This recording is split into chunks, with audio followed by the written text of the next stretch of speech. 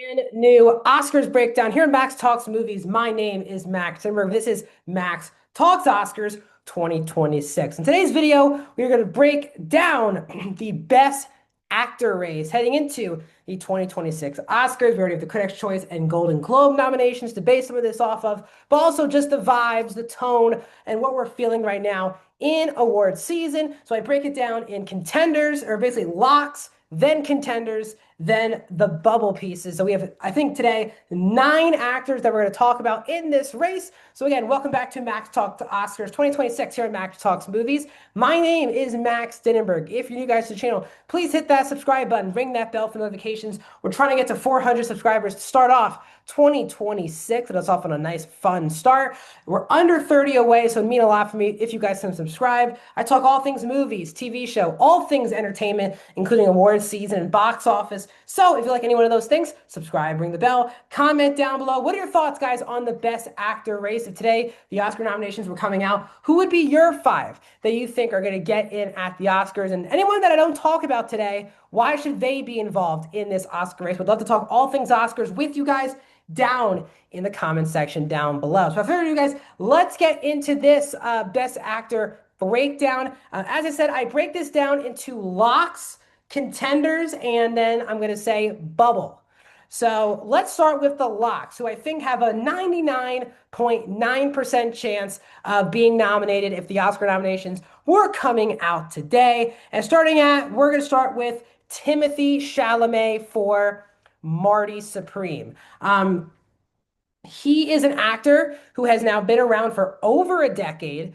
His first Oscar nomination came for the 2018 Oscars for Call Me By Your Name. That was followed up by last year's nomination for A Complete Unknown. Both were not victories, but he did win a SAG Award last year for A Complete Unknown. And I think this could be the year where Timothée Chalamet finally wins that Oscar.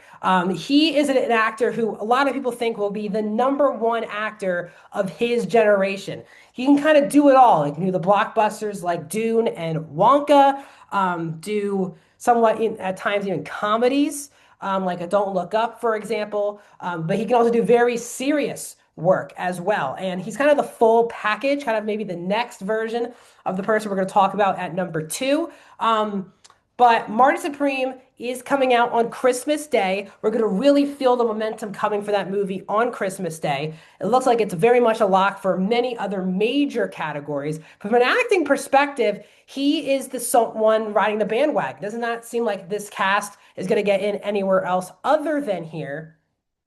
And I think a lot of people don't feel like we should have Timothée Chalamet wait for years and years and years to win an Oscar. I think it's time.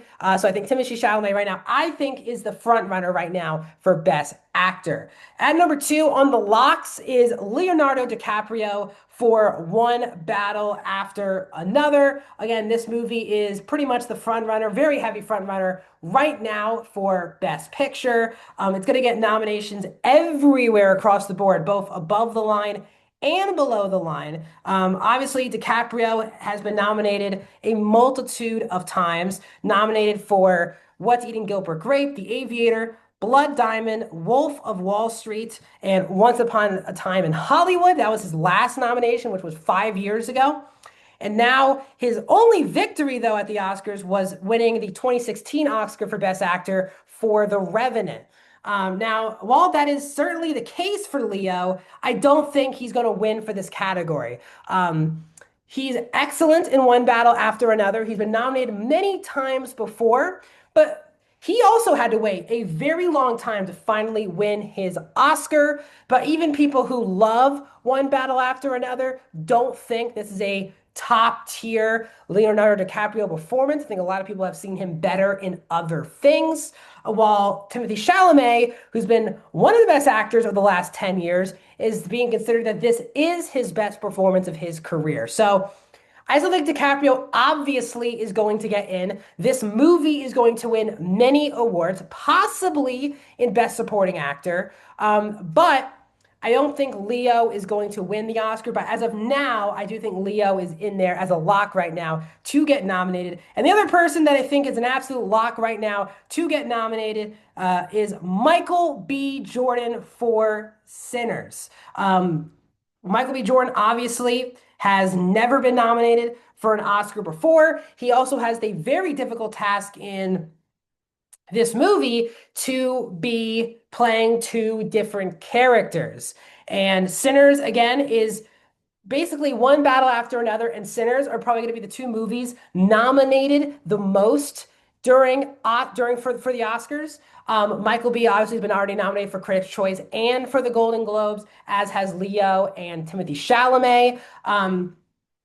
I think it's kind of undeniable and would be a bad look if they nominate this movie for all of its major accomplishments and forget that Michael B. Jordan is the star of the movie. He's playing two completely different characters to a part where they just feel, again, like two very different people. And that's when Michael B. is on the screen at the same time. So all the credit to Michael B. Jordan. I do think he's going to get nominated. Do I think he has a shot to win? No.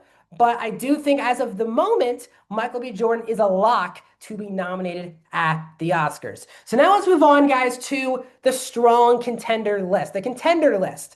So there are 5 spots for Best Actor at the Oscars. I'm going to talk about 3 actors that I do believe are going to be the ones fighting for these final 2 spots. The first one is Joel Edgerton for Train Dreams.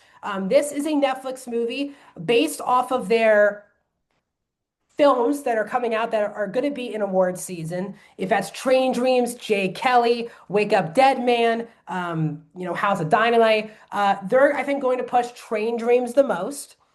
And Joel Edgerton has been nominated, obviously, both at Critics' Choice and for the Golden Globes. But Train Dreams is becoming a very divisive movie, where either it seems people love the movie or people think it's one of the most boring experiences they had watching a movie all year long. I'm in the middle on that. I think it's a good movie. I don't think it's a great movie. I do think Edgerton is great in the movie. But very similar to what I'm saying is at the Golden Globes, Joel Edgerton was nominated for Best Actor in a Motion Picture Drama, but Train Dreams was not. So I would tell you this, if Train Dreams obviously is in for Best Picture, I would think Joel Edgerton would be in here for Best Actor in a leading role. It'd be really weird if Edgerton doesn't get in for Best Actor, but the movie gets in for Picture. But there is a very good chance that Train Dreams does not get in for Best Picture, but Edgerton does. I do think he's that undeniable in Train Dreams. He's an actor, another character actor over the last 3 decades who has not gotten his due at these type of award shows. But I do think Joel Edgerton is going to be fighting for one of those 2 remaining spots. The other person I'm going to talk about here is Wagner Moura for The Secret Agent.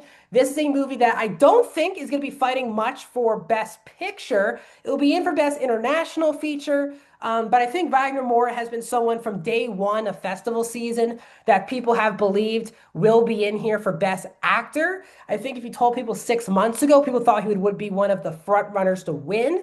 That has kind of been falling by the wayside. Not many people are really seeing this movie. But the one undeniable thing about that movie at this point is Wagner Moura, who's trying to get in here. He's a very good actor. Another guy who's a character actor, not usually up for these type of awards. Secret Agent was nominated at the Golden Globes for Best Picture in a Motion Picture Drama, and obviously that led to a nomination for Wagner Moura in a very stacked Best Picture, Best Actor category. So I do think Wagner Moura has an amazing shot here to get in for Best Actor. Again, international flavor to the Academy, I think, will help. So I'm going to put Wagner Moura in here. The other person I think is going to be fighting for the spot is Ethan Hawke for Blue Moon.